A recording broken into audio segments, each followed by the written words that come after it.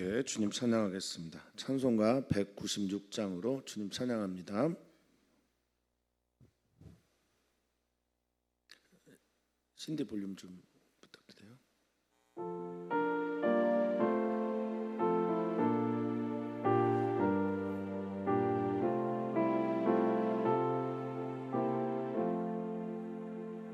성령의 은사를 나에게 채우사 주님의 사랑 본받아 나 살게 하소서.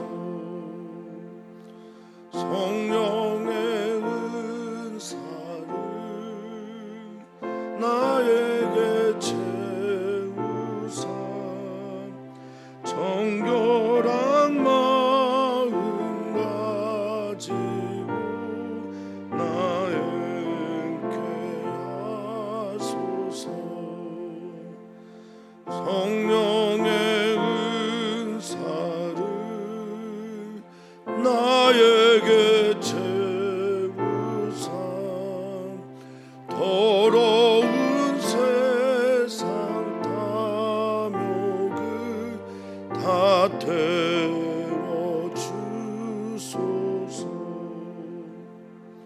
성령의 은사를 나에게 채우사 영원한 주님 나라에 나 살게 하소서. 아멘.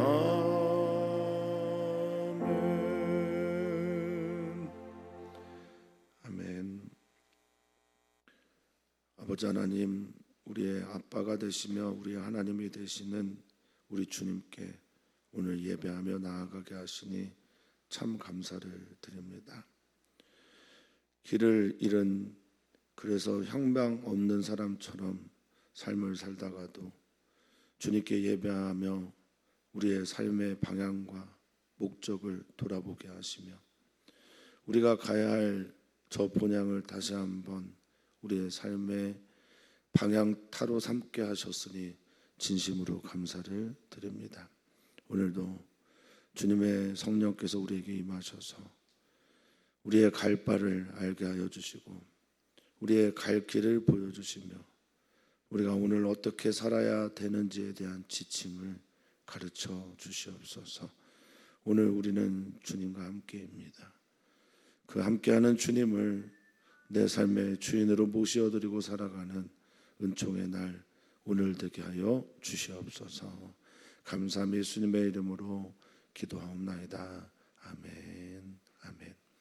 하나님 말씀 함께 보겠습니다. 디모데전서 5장 17절에서 25절까지 말씀입니다. 디모데전서 5장 17절에서 25절까지 말씀 우리 한 목소리로 읽겠습니다.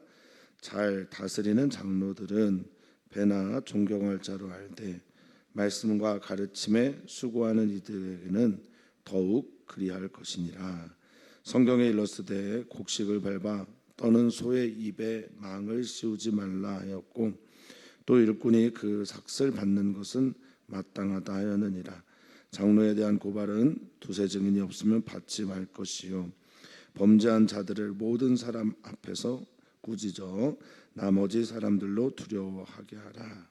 하나님과 그리스도 예수와 택하심을 받은 천사들 앞에서 내가 엄히 명하노니 너는 편견이 없이 이것들을 지켜 아무 일도 불공평하게 하지 말며 아부에게나 경솔히 안수하지 말고 다른 사람의 죄에 간섭하지 말며 내 자신을 지켜 정결하게 하라.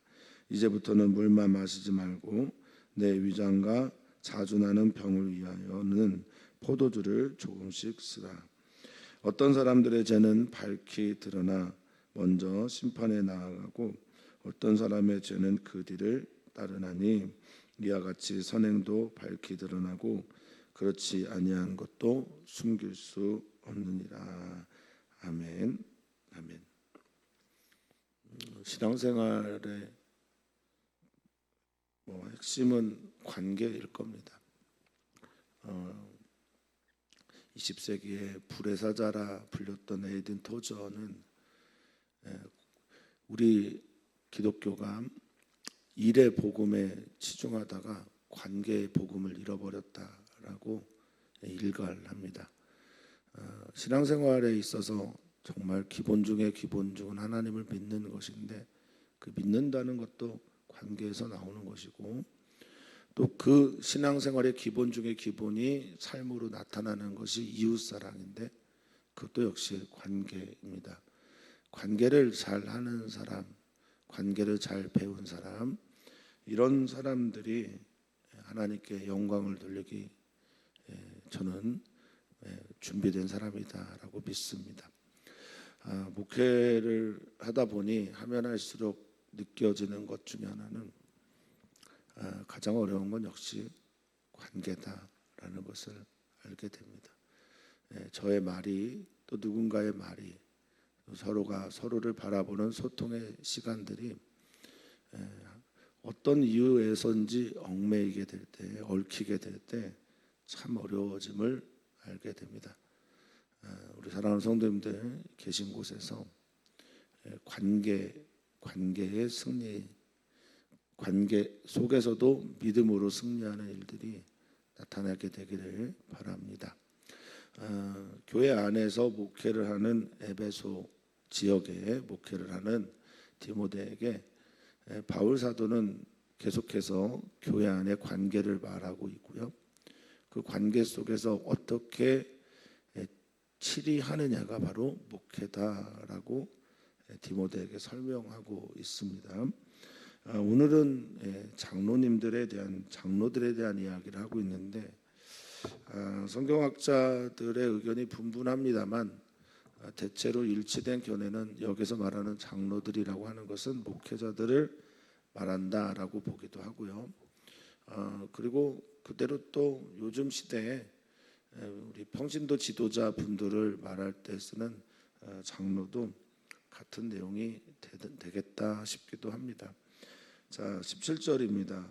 여기서 잘 다스리는 장로들 이렇게 말을 하는데, 장로님들과의 관계를 말하고 있는 걸 겁니다. 그들과 어떻게 관계할 것인지 배나 존경할 자로 알아라라고 말합니다. 존경해야 한다라는 거죠. 그분들에게 존경의 마음을 담고 그렇게 신앙생활해라라고 이 목회자인 디모데에게 권면합니다. 먼저는 존경입니다. 그분들에게 나의 가치를 드리는 그것을 말합니다.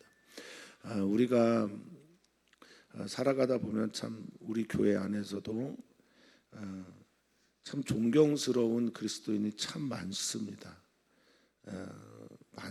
그런데 제가 그렇게 존경스럽다라고 표현하는 것은 어쩌보면 그분들의 배경을 알기 때문에 그렇습니다. 어떻게 저렇게 그리스도인답게 신앙생활을 하실까 하는 배경 때문이거든요.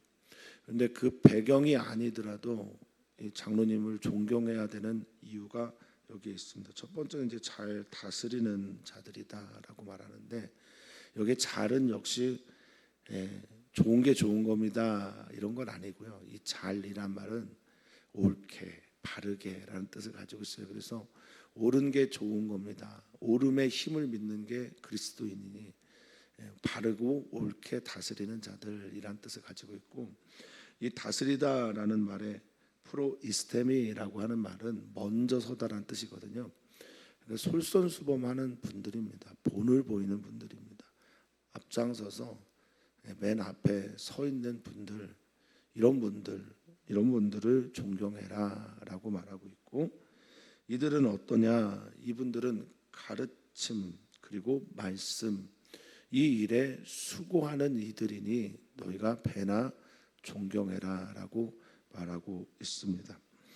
말씀과 가르침에 수고하는 이들에게는 더욱 특히나 특별하게 그렇게 대해라라는 겁니다. 그러니까 교회의 가치에서 이 장로들의 직임을 맡은 사람들은 말씀과 가르침 그리고 본을 보이는 이것들이 매우 중요하다라는 것을 다시 한번 가르쳐 주고 있습니다.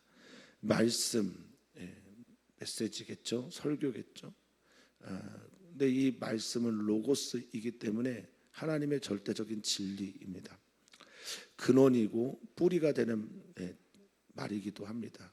이 성경이 있는데 성경을 잘 풀어서 설명하는 게 이제 가르치는 거잖아요. 그리고 잘 가르치는 사람들이 반드시 이 가르침을 무엇으로 보여야 되냐면 삶으로 가야. 그러니까 성경은 아무래도 관념적인 언어들이 많습니다. 사랑, 평화, 뭐 이걸 어떻게 합니까? 믿음. 이게 눈으로 보이고 만져지는 어떤 게 아니라서 이런 관념의 언어들은 삶을 통해서 나타나게 될 때 비로소 이해가 되거든요.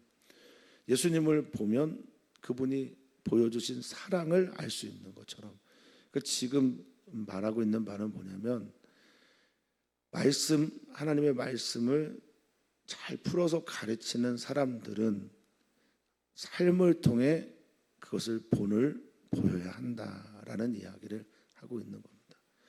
목회자로 살아가면서 이 지점이 굉장히 어렵다라는 것을 제가 수차례 성도님들께 말씀을 드립니다. 많은 성경과 그것에 대한 많은 주석과 또 해석들이 있기 때문에 성경과 말씀을 가르치는 것 여기까지는 뭐 어떻게 모르겠는데 그 다음 삶을 통해 본을 보이는 건 여전히 어려운 숙제라고 여겨집니다.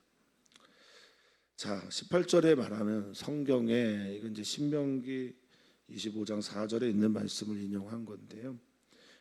곡식을 밟아 떠는 소의 입에 망을 씌우지 말라. 이 말은 뭐냐면 이제 고대 근동 지역에서는 곡식을 타작을 하잖아요. 타작을 하는 방식이 소가 직접 그 곡식을 밟아서 타작을 하는 경우가 있고 타작 기구를 끌고 다니면서 곡식을 이렇게 타작하는 경우가 있었습니다. 그런 말을 하는 겁니다. 그런데 그런 소의 입에 재갈을 만약에 채우면 어떻게 될까요? 먹을 수가 없잖아요. 그러니까 지금 일꾼들, 주님의 일을 하는 사람도 마땅히 존경하면서 그들에게도 삭슬, 수고비, 사례비를 드리는 게 마땅하다라고 말을 하고 있는 겁니다. 그런 것처럼 소도 자기의 일의 수고의 값을 받는데 일꾼이 그 삭슬 받는 건 어떡합니까? 당연하겠죠. 그런데 너무 많이 받는 것 그것도 문제이고요. 너무 조금 주어서 다른 일들, 다른 생활을 자꾸 생각하게 되는 것도 문제일 겁니다. 여기 마땅하다라는 말은 하나님의 뜻에 맞다라는 뜻을 가지고 있고 이 악시오스라고 말하는 말은 적합하고 어울리는 것 아니겠냐라는 뜻입니다. 자, 특별히 지도자이니까 장로에 대한 고발은 두세 증인이 없으면 받지 마라라고 말합니다. 그런데 성도님들 너무 잘 알고 계신 것처럼 그냥 일반 성도도 토라에서 말하기를 두세 사람의 증인이 아니면 고발 안 되거든요. 이 원리를 다시 한번 얘기를 하는 겁니다. 그럼 이게 특권이냐? 뭐 그럴 수도 있겠지만 또한 특권이 아닌 것은 그 권리를 가지고 있는 사람이 지녀야 될 의무와 뒤에 이제 나오지만 20절에 보면 범죄했을 경우에 어떻게 치리를 해야 되는지까지 보면 그렇게 특권처럼 보이지 않는 게 초대교회 현실이기도 합니다. 제가 어제도 말씀드렸지만 디모데 전서를 보면서 초대교회가 어떤 교회였는지를 살짝 엿보게 되거든요. 초대교회는 윤리적이지만 윤리 그 이상의 일들을 이뤄냈던 곳이었습니다. 그래서 그들은 사람들에게 무엇을 주었냐? 거룩함이 무엇인지를 보여주었거든요. 성경을 읽어나가면서 윤리의 벽에 부딪히는 경우가 많습니다. 하나님이 이렇게 잔인하신가라는 질문을 종종 하는 게 구약 성서의 이야기이기도 하거든요. 그런데 우리는 알아야 합니다. 하나님께서 우리에게 가르쳐 주시는 메시지는 윤리 그 이상이며 윤리 그 이상의 이야기를 우리는 거룩이라고 표현을 하는 겁니다. 거룩은 정말 다른 것이에요. 범죄한 자들이 있다. 장로들 중에서 범죄한 자들이 있다라고 할 때 이 범죄하다라는 것은 길에서 벗어난 거죠. 하나님의 뜻에서 벗어난. 그러니 장로가 마땅히, 즉 목회자가 혹은 평신도 지도자가 가져야 할 마땅한 것에서 벗어났다라는 뜻이에요. 그럼 어떤 경우겠습니까? 말씀과 가르치는 것뿐만 아니라 삶에 본해서 어긋나 있는 거죠. 그런 경우는 어떻게 하냐? 모든 사람 앞에서 꾸짖어 나머지 사람들로 두려워하게 하라. 이게 거룩이죠. 뭐 저기는 저렇게 철저해라는 말이 나오죠. 근데 지금 목회자들, 특히 대형교회 목회자들의 실체나 상태에 대해서 이렇게 세상 밖으로 내보내는 게 교회가 아니라, 드러내는 게 교회가 아니라 오히려 세상의 매스컴, 세상 사람들이 돼버린 시대이죠. 이것은 무엇을 말하냐면 종교가 타락했다라는 걸 말하는 거고요. 교회가 더 정화되고 정결하고 깨끗하고 거룩해야 되는데 그렇지 않은 모습들을 보이고 있는 게 현재 이야기라는 겁니다. 장로님이라도 목회자라도 모든 사람 앞에 꾸짖어서 모든 다른 사람들로 두렵게 한다는 건 저기가 정말 거룩한 곳이구나. 그 두려움을 불러일으켜라는 거거든요. 여기 꾸짖다라는 헬라어가 엘렌코라는 단어입니다. 엘렌코라는 단어는 빛으로 인도하다라는 뜻을 가지고 있어요. 드러내는 겁니다. 그래서 빛으로 그를 드러내서 꾸짖고 노출하고 처벌하고 권고하고 권면하고 경고하는 게 엘렌코인데 드러내는 겁니다. 빛으로 가져오는 거예요. 그러니까 우리 안에 있는 어둠을, 우리 안에 죄악을 하나님의 빛으로 인도하는 것, 드러내는 것. 이 단어가 바로 엘렌코입니다. 꾸짖의 목적이 그냥 꾸짖기만 하는 거는 목적이 되지 않습니다. 혼내는 것만이 목적이 아니라 빛 앞으로 그를 세워가는 겁니다. 우리가 그런 교회, 그런 삶 지향해야 할 거고요. 이럴 때 같은 목회자 입장일 수 있으니까 특히나 이럴 수 있잖아요. 기울어진 운동장처럼 교회에서 잘못한 일들을 목회자가 범했을 때 교단이 치리해 나가는 과정에서 내가 그럴 줄 알았어.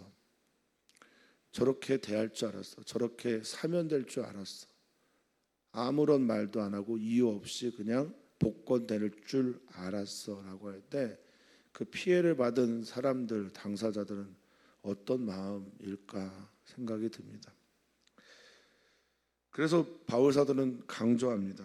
하나님과 그리스도 예수 택하심을 받은 천사들 앞에서, 여기 천사들이 안겔로스라 천사로 번역하는 게 맞기도 한데 때로는 이 안겔로스가 사자, 메신저, 그래서 자신들을 이야기하는 게 아닌가 싶기도 하는 의견도 있습니다. 어찌됐든 중요한 건 바울 사도의 이 말은 하나님 앞에서, 예수 그리스도 앞에서, 택함을 받은 천사들과 모든 무리들 앞에서 내가 말한다. 그런데 어떻게 말한대요? 엄히 말한다라고 말합니다. 강하게 말한다, 분명하게 말한다, 확실하게 말한다라는 겁니다. 단언한다라는 뜻이죠. 너는 편견이 없어야 된다. 선입견 없어야 된다라는 겁니다. 다른 쪽으로 기울어져서는 안 된다라는 겁니다. 이들의 편을 들어서는 안 된다라는 겁니다. 같은 목회자라고 해서 절대 그들의 편을 들지 말아라. 성경은 정의와 공의, 그것이 하나님의 나라임을 아주 분명하게 우리들에게 가르쳐주고 있습니다. 교회가 하나님의 나라의 모습을 드러내야 한다라고 하는 것은 가장 높은 곳, 그렇게 표현할 수는 없지만 가장 드러나는 그 사람, 지도자, 그의 잘못에 대해서도 정의와 공의를 통해 그의 삶을 치리하고 드러내야 한다라는 겁니다. 사무엘상에 보면 9장에 사람들이 이제 왕을 하나님께 요구를 하거든요. 하나님이 서운해하시고 힘들어하십니다. 이게 뭐 적절한 표현인지 모르겠는데 별로 안 좋아하시죠? 왜인 줄 아십니까? 네. 그들에게 왕은 하나님밖에 없거든요. 근데 하나님이 왕됨을 그들이 받아들이지 않는 거였어요. 그래서 이스라엘 백성들의 모든 왕은 사람들을 다스리는 그런 왕이 아니라 하나님의 첫 번째 본이 되는 사람으로서의 왕의 역할이었고, 이스라엘의 왕은 하나님밖에 없는 삶을 살아야 했던 겁니다. 지금 그런 거죠. 목회자라고 해서 특별한 권리나 대우를 받는 것이 아니라 하나님 앞에서 하나님의 왕 대신 하나님 앞에서 그 치리를 받는 자가 바로 목회자여야 한다라는 겁니다. 물론 이러면 누가 목회를 하고 싶겠습니까마는, 그럼에도 불구하고 영혼을 다룬다라고 하는 이 거룩의 앞에서 먼저 하나님 앞에 꾸짖음 당하고 치리를 받는 것, 어쩌면 하나님 나라의 정의와 공의에 맞는 것이다 라고 여겨집니다. 또 편견 없이 이것들을 지키고 이 모든 일을 불공평하게 하지 마라. 역시 이것도 편파적으로 기울어진 운동장에서 판결하지 마라 라고 말합니다. 또한 말합니다. 22절에 아무에게나 경솔히 안수하지 마라 라고 말하는데, 당시에 이제 안수 문화가 떠났던 이가 다시 돌아올 때도 안수를 해줬다고 합니다. 그리고 성직을 맡을 때도 했고, 중요한 공무 또 공개적인 어떤 일에서도 안수를 종종 했습니다. 아무에게나 경솔이라고 하는 건, 경솔이는 급하게라는 뜻을 가지고 있어요. 그러니 빨리 서둘러서 아무나 쉽게 안수하지 마라. 이건 특별히 목회 혹은 평신도 지도자로서의 장로직에 대한 것일 겁니다. 안수하지 말고 다른 사람의 죄에 간섭하지 마라라고 할 때, 목회자가 다른 사람의 죄에 간섭 아니면 지적, 이것도 하지 말라 이런 뜻으로 오해할 수가 있는데요. 여기 간섭하다라고 하는 코이노네오라고 하는 단어는요, 참여하다라는 뜻이에요. 동조하지 말라는 겁니다. 다른 사람의 죄에 함께 하거나 참여하거나 또 같이 가지 마라라는 뜻입니다. 무엇보다 내 자신을 지켜 거룩하게 해라, 정결하게 살아라 라는 겁니다. 정결하게라고 하는 이 말은 하그노스라는 헬라어라 거룩, 하나님 보시기에도 사람이 볼 때에도 그렇게 해라라는 말입니다. 어쩌면 23절의 이야기는 어떤 당연한 귀결일지도 모르겠어요. 이렇게 살면 위장병 걸리죠. 목회자의 직업병 같은 거라고들 말을 하기도 합니다. 위장, 만성 위염, 식도염, 이런 거 많은 목회자들이 대다수 앓고 있는 질환 중에 하나입니다. 물만 마시지 말고 내 위장, 또 자주 나는 병, 자주 나는 병이 뭔지는 설명을 안 했는데, 루스드라에서 바울의 제자가 됐던, 바울의 제자보다는 예수님의 제자가 됐던 이 디모데는 거기에서 혹시 병 때문에 아파서 예수님을 믿게 된 게 아닌가라고 하는 추측을 하게 되기도 합니다. 어쨌든 예민하죠. 스트레스가 많죠. 하나님의 뜻대로 살아야 하는 것도 쉽지 않은데 말한 대로 살아야 하며, 또 하나님의 말씀을 해석하여 하나님의 말씀답게 잘 가르치고 전하는 것, 이 모든 게 스트레스죠. 그래서 디모데도 위장 그리고 자주 나는 병이 있었던 것처럼 보입니다. 그래서 물만이 아니라 포도주, 포도 원액입니다. 포도 원액을 써서 너의 위와 장과 속을 좀 다스려라, 이렇게 말하고 있습니다. 뜬금없지만 사도 바울은 알았던 것 같아요. 이 목회자라는 것이, 또 장로님들을 다스려야 한다라는 것이 얼마나 어려운지를 알았던 것으로 보입니다. 아버지께서 목회를 하시는 걸 보면서 이런 생각을 어렸을 때 한 적이 있습니다. 이건 사람이 하는 게 아니구나. 이런 생각을 한 적이 있어요. 목회자만 어렵겠습니까? 우리 사랑하는 성도님들의 삶의 모든 자리는 쉽지 않습니다. 그래서인지 모르겠어요. 성도님들 건강을 위해서 건강하게 하는 음식 좀 잘 챙겨 드셨으면 좋겠습니다. 이거는 아빠가 아들에게 하는 말과 비슷하잖아요. 바울 사도가 디모데를 어떤 아들로 생각하고 있는지 우리는 볼 수가 있습니다. 관심이죠.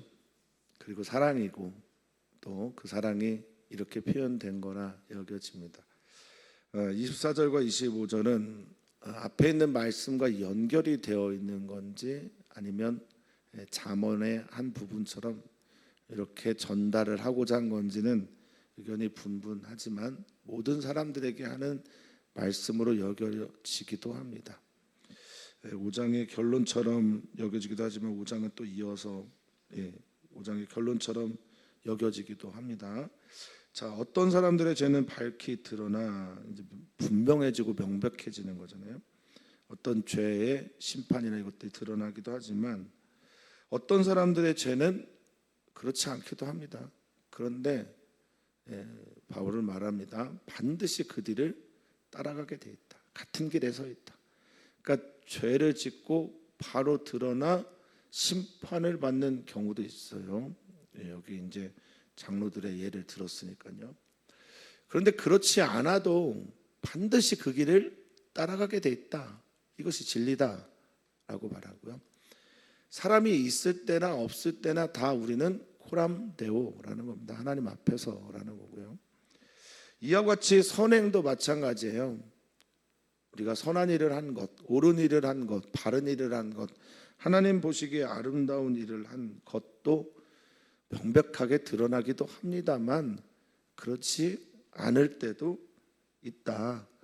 그런데 하나님 앞에서 하나님을 위해 하는 모든 종류의 선행은 숨길 수 없다. 명백하게 드러난다. 이 땅 아니면 하나님 나라에 가서 반드시 드러나게 돼 있다라는 겁니다. 내 죄가 드러나지 않았다고 좋아하지 마십시오. 내 선행이 아직 드러나지 않았다고 실망하지 마십시오. 때가 이르면 하나님께서 반드시 갚아주십니다. 하나님 믿는 사람들은 사람의 눈에 띄지 않는 곳에서 그의 정체가 제대로 드러납니다. 하나님 믿는 우리들 되었으면 좋겠고, 하나님 믿는 삶을 이 생활 속에서 나타내는 신앙생활 승리자가 되시기를 주 이름으로 축원하고 축복합니다. 오늘은 우리가 함께 기도합니다. 청년들과 또 이주민들을 위해 기도를 하고요. 오늘 우리는 또 기도합니다. 이재은 선교사 위해서 기도를 하고요. 또 우리는 기도합니다. 다음 세대의 어린이교회 청소년 수련회를 위해서 기도합니다. 살아계신 하나님, 우리의 아버지가 되시며 우리의 모든 것에 관심을 갖고 계신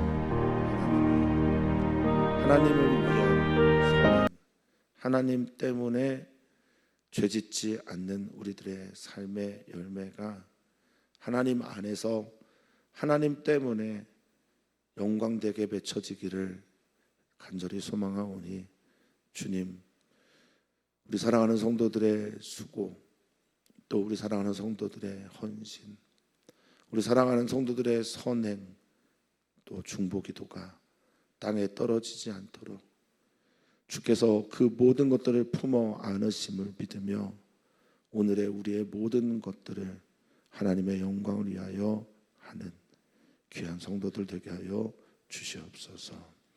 베풀어 주신 은혜가 커서 베풀어 주신 은혜를 따라 살아가는 오늘이 되기를 소망하며 사랑 많으신 예수님의 이름으로 기도하옵나이다. 아멘.